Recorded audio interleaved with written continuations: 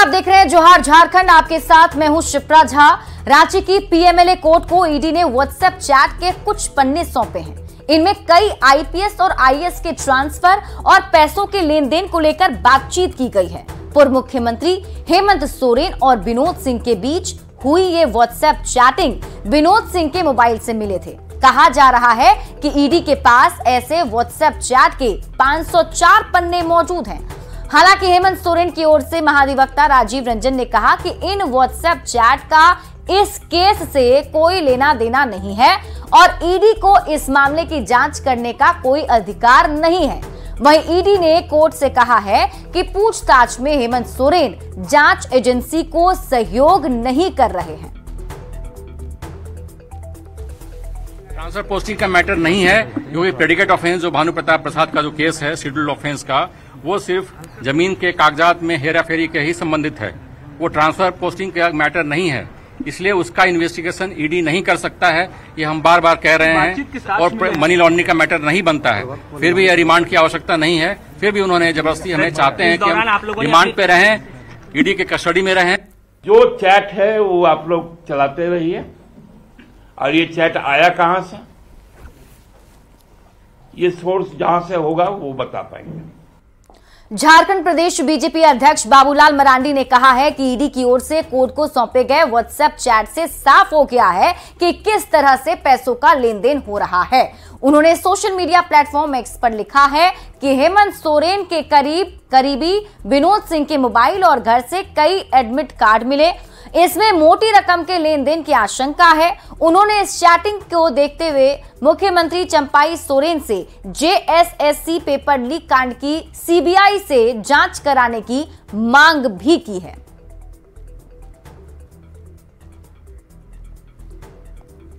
रांची की PMLA court ने पूर्व सीएम हेमंत सोरेन की ओर से और 5 दिन की ईडी रिमांड मंजूर कर ली है। हालांकि ईडी ने 7 दिन की रिमांड मांगी थी, पर कोर्ट ने 5 दिन की ही रिमांड मंजूर की। इससे पहले ईडी की ओर से कड़ी सुरक्षा के बीच पूर्व सीएम हेमंत सोरेन को पेशी के लिए कोर्ट लाया गया। सुनवाई के बाद उन्हें वापस ईडी दफ्तर ले जाया गया। वहां फिलहाल हेमंत सोरेन से ईडी की पूछताछ चल रही है।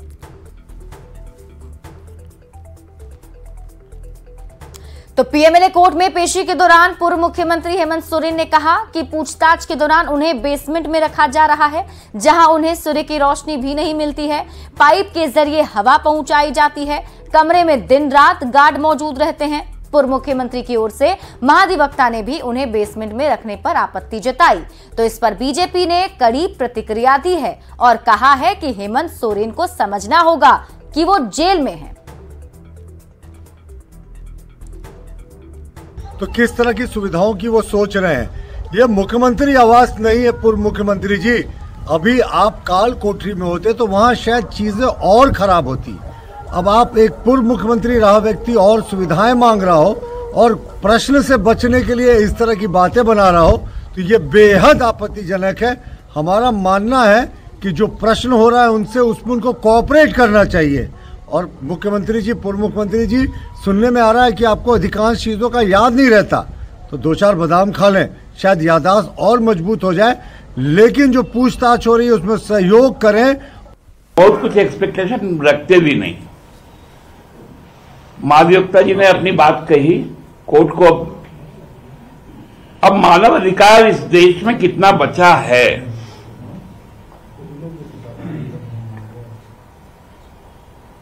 हमारा आर्टिकल 32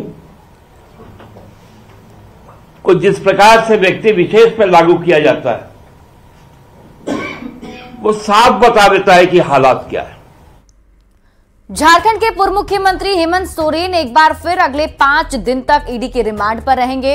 ईडी की अपील पर पीएमएलए कोर्ट ने उनकी दूसरी रिमांड मंजूर कर ली। कहा जा रहा है कि रिमांड के दौरान ईडी को हेमंत सोरेन से कई और जानकारी हासिल करनी है।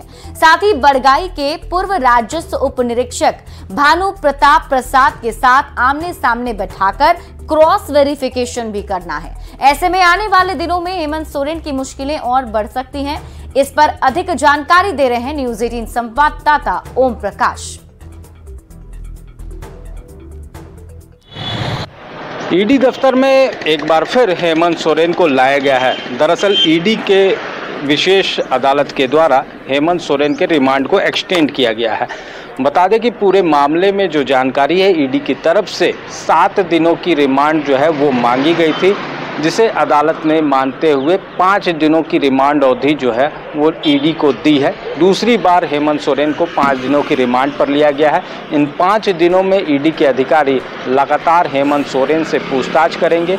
वहीं दूसरी तरफ आपको बता दें कि भानु प्रताप प्रसाद, जो कि बड़गांव अंचल के पूर्व राजस्व कर्मचारी थे, उन्हें भी ईडी ने रिमांड पर लिया है और इन दोनों से पूछताछ का सिलसिला जो है वो इस वक्त ईडी दफ्तर में जारी है। साफ तौर से अगर कहें तो इस पूरे मामले में हेमंत सोरेन की मुश्किलें बढ़ती रही हैं। एक तरफ जहां महाधिवक्ता ने हेमंत सोरेन को लेकर कई दलीलें जो हैं वो दी है, हेमंत सोरेन की बातों को रखा है कि ईडी दफ्तर में उन्हें परेशानी होती थी, लेकिन अदालत में ईडी के द्वारा भी कई दलीलें रखी गई, जिसके अनुसार अदालत के द्वारा 5 दिनों की रिमांड जो है वो एक्सटेंड किया गया है। अब देखना होगा कि इन 5 दिनों में ईडी के अधिकारी क्या कुछ जानकारियां जो हैं वो हेमंत सोरेन से निकाल पाते हैं। रांची से न्यूज़ 18 के लिए ओम प्रकाश। बड़गाई अंचल के पूर्व राजस्व उप निरीक्षक भानु प्रताप प्रसाद की बड़गाई अंचल कार्यालय में खूब चलती थी। भानु प्रताप प्रसाद की साजिश से पर्दा तब उठा जब सेना की जमीन को लेकर फर्जीवाड़ा सामने आया। ईडी ने भानु प्रताप के ठिकानों पर रेड की तो एक कमरे में जमीन के दस्तावेजों का पिटारा भी मिला। बड़गाई अंचल के आउटसोर्सिंग अमीन शशेंद्र महतो की पत्नी प्रमिला देवी का कहना है कि भानु उनके पति से कई उल्टे सीधे काम कराता था। सेना की जमीन को लेकर भी उन्होंने आगाह किया था, पर भानु प्रताप नहीं माना, जिस जमीन को लेकर पूर्व मुख्यमंत्री हेमंत सोरेन पर शिकंजा कसा गया है। उसकी पहचान भी शशेंद्र महतो से कराई गई थी। जब शशेंद्र ने उल्टे सीधे काम करने से मना कर दिया तो भानु प्रताप ने निजी अमीन को रख लिया। सेना का जमीन में भी मेरा हस्बैंड बार बार बोल रहे थे कि ये सेना का जमीन है, इसको आप लोग किसी तरह का इसमें हस्तक्षेप मत कीजिएगा कह के। सीओ, सीआई, कर्मचारी सबको रिक्वेस्ट कर रहे थे अमीन होने के नाते। हुजूर, ये तो सेना का ज़मीन है, इसमें तो आप कुछ दिमाग मत लगाइएगा। लेकिन इनका तो फील्ड वर्क था, ऑफिस में तो इनको रहते नहीं थे और ऑफिस में क्या होता है नहीं होता है उतना इनको नॉलेज नहीं हो पाता था। प्राइवेट अमीन भी रख लिए थे भानु? हाँ, प्राइवेट अमीन इनको ये बहुत सा काम को इग्नोर कर दे रहे थे कि ये सब मैं नहीं कर सकता हूँ कह के, तो वो अलग से एक अमीन भी हायर किए हुए थे और चल रहे थे। जेएमएम सांसद महुआ माझी ने ईडी पर विपक्षी दलों के नेताओं को परेशान करने का आरोप लगाया है। दिल्ली में उन्होंने कहा कि ईडी जैसी जांच एजेंसी को बीजेपी ने मोहरा बना लिया है और इसके जरिए विपक्षी दलों की सरकारों को परेशान किया जा रहा है। अगर ईडी बिना बायस्ड हुए अपना काम करे तो निश्चित रूप से ईडी का साथ देना चाहिए और समन पे जाना चाहिए। लेकिन जब देखा जाता है कि जो सत्ता पक्ष में नहीं है, दूसरे किसी पार्टी में है और उनकी लोकप्रिय सरकारें हैं, सिर्फ उन्हीं के यहाँ ईडी जाती है, इसको लेकर लोगों के मन में संशय हो जाता है और ईडी से बचते हैं। अगर वो बायस्ड ना होकर सत्ता और विपक्ष दोनों पार्टियों के जिन पर आरोप हैं उनके यहाँ जाए तो इस तरह की घटना नहीं होगी। कांग्रेस विधायक प्रदीप यादव ने मंत्री बनने के सवाल पर अनभिज्ञता जताई है। रांची में उन्होंने कहा कि वो 4 बार से विधायक हैं, पर मंत्री कौन होगा इसका फैसला मुख्यमंत्री चंपाई सोरेन और कांग्रेस आलाकमान को करना है। मंत्री का नाम तय करना उनका काम नहीं है। हाँ, इतना हम जरूर कह सकते हैं कि हमारे कांग्रेस से जरूर कुछ लोग बनेंगे और ये सारा चीज तय करना, पुराने लोग बनेंगे कि नए लोग बनेंगे कि कैसे बनेंगे, ये सारा तय करना शीर्ष नेताओं को है। झारखंड मुक्ति मोर्चा का, झारखंड मुक्ति मोर्चा के नेताओं को है। और हमें लगता है कि जो काम विकास के चल रहे तो उस काम को आगे बढ़ाना होगा मंत्रिमंडल को, बस विषय इतना ही है। सच यही है कि भाई हम 4 बार पहले विधायक थे, इस बार भी विधायक हैं आज भी विधायक है और 1 साल और विधायक रहेंगे, ये निश्चित है। अब मंत्री कौन बनेगा ये मैं नहीं कह सकता। कांग्रेस अध्यक्ष मल्लिकार्जुन खड़गे 15 फरवरी को पलामू में होंगे। राहुल गांधी की भारत जोड़ो न्याय यात्रा के दूसरे चरण के अंतिम दिन वो पलामू आएंगे। प्रदेश कांग्रेस के महासचिव राकेश सिन्हा ने कहा है कि दूसरे चरण की न्याय यात्रा 14 फरवरी से शुरू होगी, जबकि 15 फरवरी को पलामू में बड़ी सभा होगी। ये चरण में पलामू में यह न्याय यात्रा प्रवेश करेगी और संभवतः कांग्रेस के राष्ट्रीय अध्यक्ष आदरणीय मल्लिकार्जुन खड़गे जी भी इस यात्रा में सम्मिलित होंगे और न्याय यात्रा में वो शामिल होंगे। और अभी पलामू में एक सभा का भी आयोजन किया जा रहा है, इस तरह का विचार भी बात हो रही है।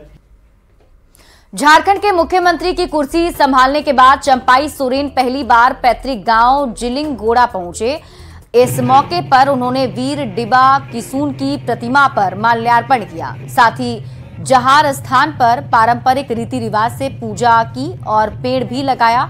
उन्होंने कहा कि वो पूर्व मुख्यमंत्री हेमंत सोरेन की ओर से छोड़े गए सभी काम को पूरा करने की कोशिश करेंगे। झारखंड में सारना स्थल को सुंदरीकरण किया जा रहा है, ये हेमंत बाबू का सोच है जी। दूसरी है, वो भी काम शुरू किया है मूलवासी का, उनका भी धार्मिक स्थल है,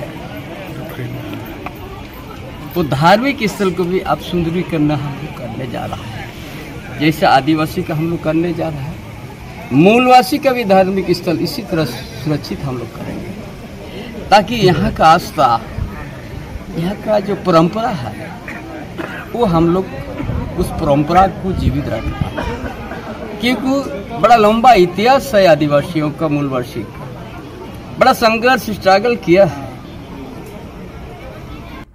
झारखंड के मुख्यमंत्री चंपाई सोरेन 10 फरवरी को गढ़वा आ सकते हैं। सीएम के दौरे की तैयारी को लेकर डीसी शेखर जमुआर और एसपी दीपक पांडे ने डुमरो के ग्राउंड का जायजा लिया है।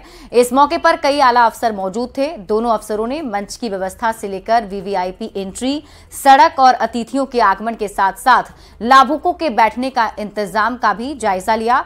इस मौके पर मुख्यमंत्री की ओर से गढ़वा वासियों को कई विकास योजनाओं की भी सौगात दी जाएगी। लातेहार पलामू में एक्सपेक्टेड है, लातेहार पलामू